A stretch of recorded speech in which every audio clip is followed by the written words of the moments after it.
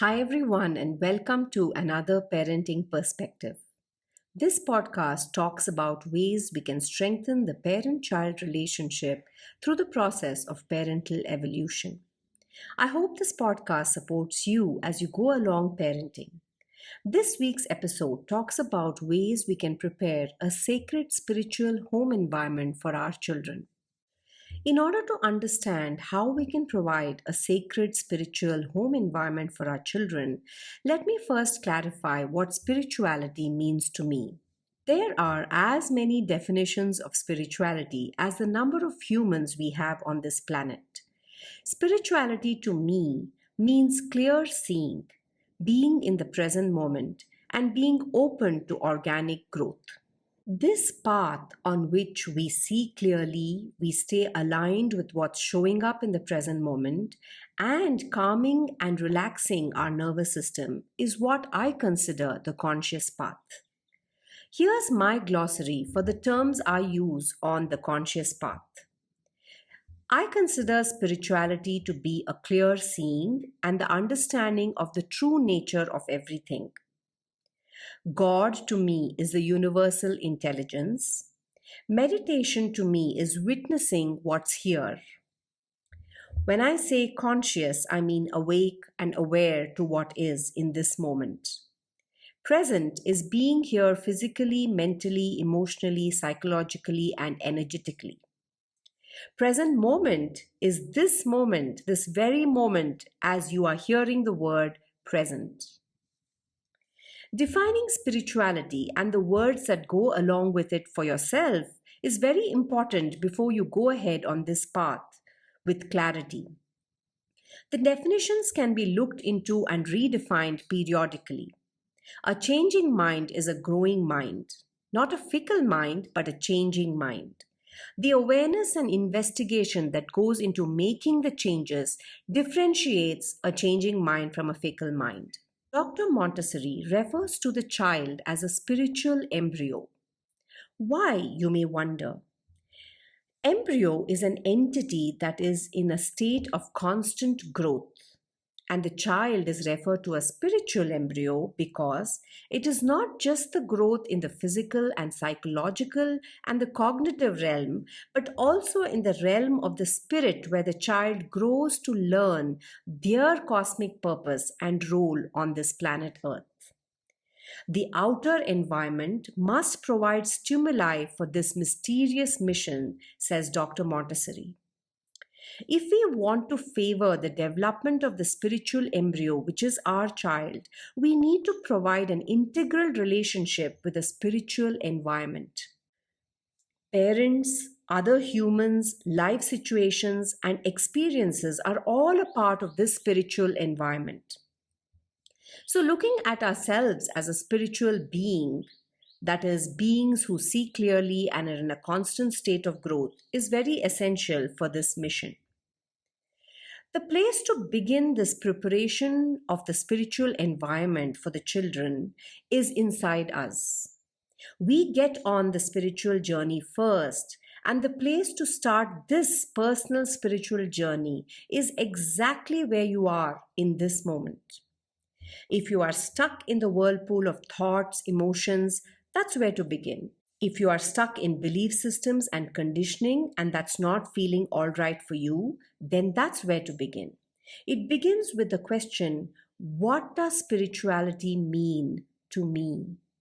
The answer to this question will determine your conscious path and the tools you choose to help you embark and stay on this path. There is no right or wrong answer to this question. The answer that comes to you is right for you in this moment. And effort is needed on the spiritual journey until it becomes natural and effortless. Remember, change is going to be your companion on this journey. Like the Greek philosopher Heraclitus said, no man ever steps in the same river twice, for it is not the same river and he is not the same man. Once you figured out what spirituality means to you in this moment, you have begun the preparation of the spiritual environment for your child. knowing fully well that even these definitions are subject to change upon scrutiny. I think the state of our nervous system plays a very important role in making the environment a spiritually safe place for our children. Check in to see the state of your nervous system in this moment. If it is activated, that's where to begin. We cannot be present if we feel unsafe and our nervous system is activated. If we don't feel safe, how can we help our child feel safe? We are called to self regulate first so that we can be a part of our child's co regulation. A baby cannot self regulate. The process to learn self regulation begins at birth and takes as long as it takes to learn it. Some of us adults are yet to learn it. Having a self regulated adult can be very helpful. That's where our role lies.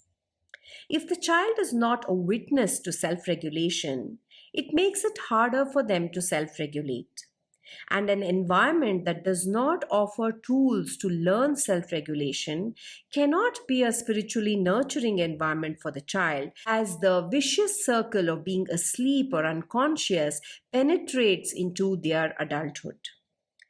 An activated nervous system will not help us stay present. How can the child with an activated nervous system continue their spiritual work and find their purpose? You may now see how our spiritual evolution is so important for us to usher our child's spiritual evolution. That's why I consider the parenting journey a spiritual journey. Define, redefine, change narratives, and flow with what spirituality means to you. It is a long way to go, many belief systems to hack, and inner terrains to clean. Trust and know that whatever path or no path, action or no action you are called to is right for you in this moment.